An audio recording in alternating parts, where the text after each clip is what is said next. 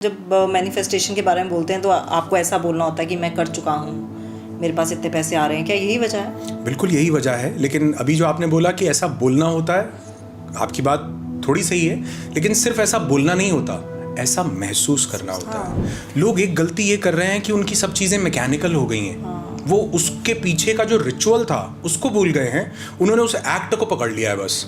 जैसे आप और मैं कभी मंदिर जाते होंगे, मंदिर जाते हैं तो हम घंटी बजाते हैं। घंटी क्यों बजा रहे हैं? क्या भगवान को बताना है, हेलो गणेश जी बता दो पापा को कि मैं आ गया हूँ?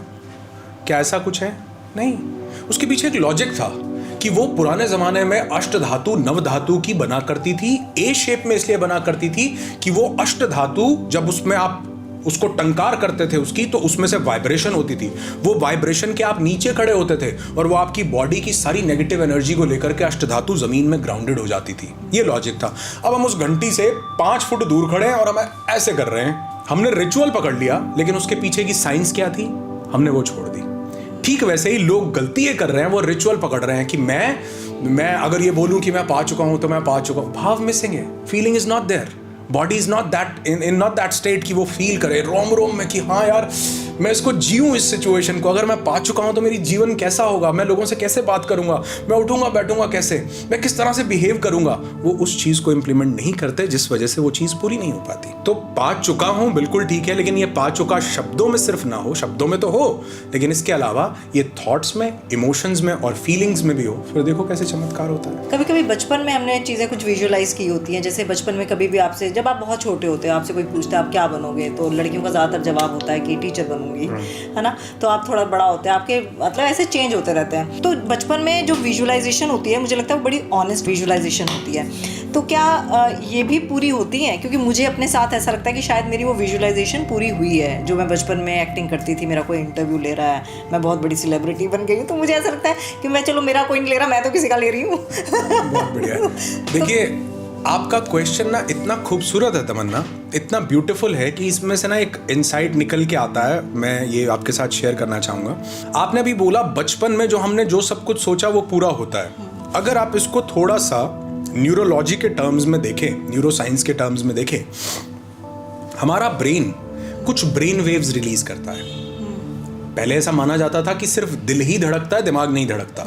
लेकिन एक इंस्ट्रूमेंट आया जिसको हम EEG बोलते हैं, इलेक्ट्रोएन्सेफेलोग्राम, MRI आए, fMRI आए, स्कैन्स आए, उससे पता चला कि हमारा ब्रेन भी धड़क रहा है। और ब्रेन में जब ये एक्टिविटी होती है, कुछ भी इलेक्ट्रिकल एक्टिविटी, थॉट से, इमोशन से या फीलिंग से, तो कुछ वेव्स रिलीज होती है। उन वेव्स को 5 कैटेगरीज में डिवाइड किया गया: beta, alpha, theta, delta and gamma.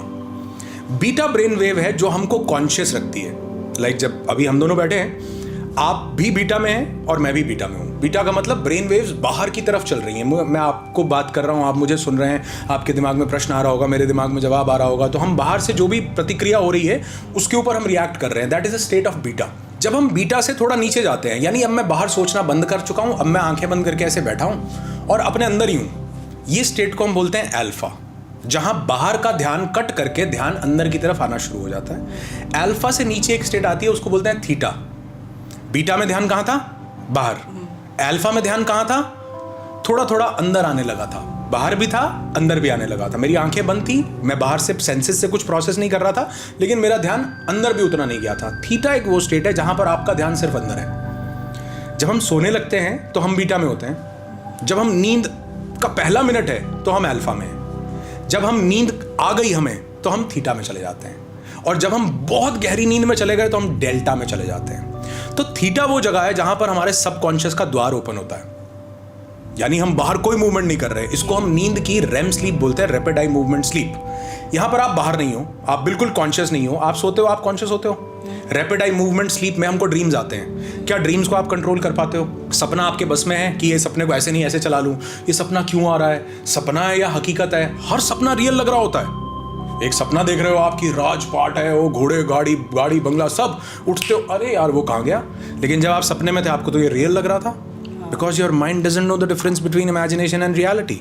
And when it is in theta state, जब वो थीटा में होता है, वो तर्क नहीं कर सकता, तर्क कौन करता है? बीटा का माइंड। बाहर जब आप मुझसे पूछो कि ये वाटर कॉन्शियसनेस झूठ है, अब मैं आपसे तर्क कर सकता हूँ कि नहीं। मैं मसारो इमोटो की स्टडीज दिखाता हूँ, मैं एपिजेनेटिक्स दिखाता हूँ, मैं आपको साइको न्यूरो इम्यूनोलॉजी की बहुत सी स्टडीज दिखाता हूँ कि ये प्रूवन है। और हमारे खुद के रिट्रीट में एक पार्टिसिपेंट आई थी, चित्रे जी क्या नाम था उनका, साउथ अफ्रीका से, रेंजो। उनको ब्रेस्ट कैंसर था, उन्होंने इस वाटर मैनिफेस्टेशन टेक्निक से अपना ब्रेस्ट कैंसर ठीक किया विदाउट एनी मेडिसिन।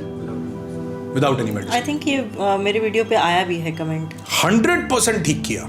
मतलब मेरे पास उनका वीडियो है, आप चाहें तो यहाँ वीडियो चला दीजिएगा। मैं मतलब ये ऐसी बात नहीं बोल रहा हूँ कि मैंने सुना है, मेरे अपने रिट्रीट की बात है। तो कहने का मतलब क्या है कि जब हम थीटा की स्टेट में होते हैं, वो स्टेट है जब हमारा सबकॉन्शियस प्रोग्राम हो रहा होता है। सबकॉन्शियस, हम कॉन्शियस नहीं है उस समय पर। मेरे सबकॉन्शियस के पास जो भी चीज जाए वो उसका एक बिलीफ डेवलप कर लेता है, वो उसी की ब्रेन वेव्स डेवलप कर लेता है। तो जब अब आपके प्रश्न पे आता हूँ, इतना सारा टाइम इसलिए लिया, आपने बोला बचपन में, तो जब एक बच्चा छोटा होता है, बचपन में होता है, तो वो अल्फा और थीटा की ब्रेन वेव स्टेट में होता है। वो तर्क करने के लिए मौजूद नहीं होता, कॉन्शियस नहीं होता।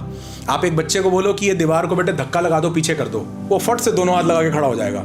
आप मुझे बोलो, मैं कहूँगा अरे भाई क्या बोल रहे हो, ये दीवार को थोड़ा, मैं तर्क करूँगा ना, मैं बीटा में हूँ। लेकिन अगर मैं सोई हुई अवस्था में हूँ और सपने में मुझे दीवार को धक्का लगाना पड़ रहा है, मैं लगा दूंगा। हिप्नोटिक स्टेट में आप किसी को डाल दो और बोलो दीवार को धक्का लगाओ, वो दीवार को धक्का लगाएगा, because conscious mind is not there logic लगाने के लिए, तर्क करने के लिए। बचपन में बच्चा अल्फा और थीटा की स्टेट में होता है। उसको बोलो तुम हिंदू हो, वो हिंदू मान लेता है। उसको बोलो तुम मुसलमान हो, मुसलमान मान लेता है। उसको बोलो तुम बड़े होके पैसे नहीं कमा पाओगे, वो मान लेता है। उसको बोलो तुम बड़े होके बहुत बड़े इंसान बनोगे, वो मान लेता है। तो जो हमने मान लिया, जो हमारे सबकॉन्शियस में बिलीफ है, उसी के अकॉर्डिंगली जिंदगी में हमको लोग, रास्ते, सिचुएशंस, परिस्थितियां, सर्कमस्टेंसेस सब मिलने लगते हैं।